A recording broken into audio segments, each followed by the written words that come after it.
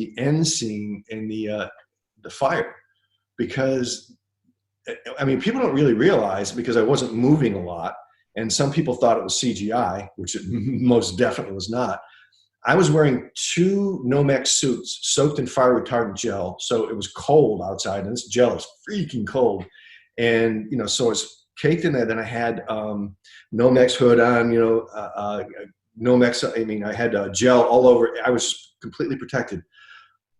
But the moment, okay, I don't know if you've ever been camping and you're or like sitting really close to a fireplace and your jeans get really hot, and it's like, it's so hot, and you want to move, but you don't want to move because it's cold, but you got to move because you're going to get burnt. Right. So yeah.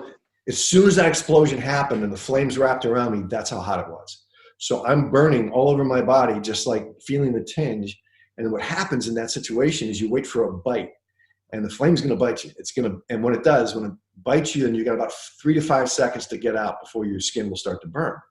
So in order to do that, and also as soon as that flame hit, my eyes are closed, my mouth is closed. As soon as I felt it stop wrapping around me, I could start breathing, but I had to breathe like this. Because if I really took a full breath in, I would burn the epithelial lining of my throat and lungs. So I had to go to a really zen place, like a really very grounded, very centered place, very calm place, hold my character energy in there, be conscious of my breathing. And as soon as I get bit, we did 2 takes on that. I got bit in the leg once, and then I got bit in the neck. And as soon as that happens, I had to back slowly down the stairs and turn off and go to the firefighters who were waiting with CO2. And so for me, that was really special and awesome, because it's not often that a human being gets to go to that, I was forced to be that calm, and I love living in that space. Yeah, that must have been very exciting to you, like just getting set on fire with, well, not really getting set on fire literally like with a light or anything, but like that explosion and stuff, that must have been really intense. It was too. It was so cool, man. It was so cool. It was really freaking awesome. Yeah.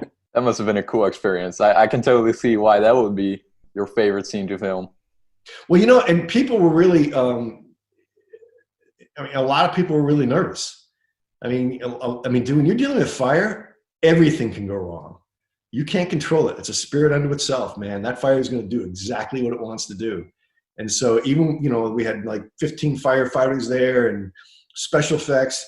Heath Hood, the special effects guy, is like at the top of the game, but you just don't know. You just don't know. And so, it makes a lot of people nervous. But that's what makes it exciting. And it's really, David and I talked about it. There could have been more physical movement, but that wasn't true to the character that, was existing inside me. What was true to the character inside me was, like fire flames all around, pull in, all that's in my being is like taking care of business. Right. Yeah. And like the being set on fire isn't the worst part, I would imagine, but like the breathing, I think that would have been the most intense part for me personally. Well, I kind of think like this. If I could live my life, like the space I had to go to do that, if I could live my life in that space, the Dalai Lama would be calling me for advice. You know what I mean?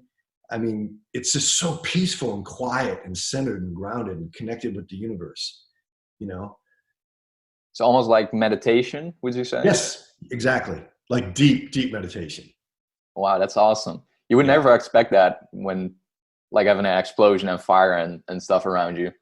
Yeah, well, you find it's interesting because there were studies done on special forces versus regular military guys, and they did brain scans and biochemistry metrics, and they discovered that like at rest, like a normal Army, Navy, Marine guy would be, his heart is at rest, his brain waves are normal, his blood chemistry is normal. But as soon as they're called into combat, cortisol level goes up, heart rate goes up, brain starts like ticking a different way. Well, special forces guys are different. When they're not on the mission, that's when their heart rate's a little skewed. They're anxious, they're nervous, the cortisol levels are up a little bit.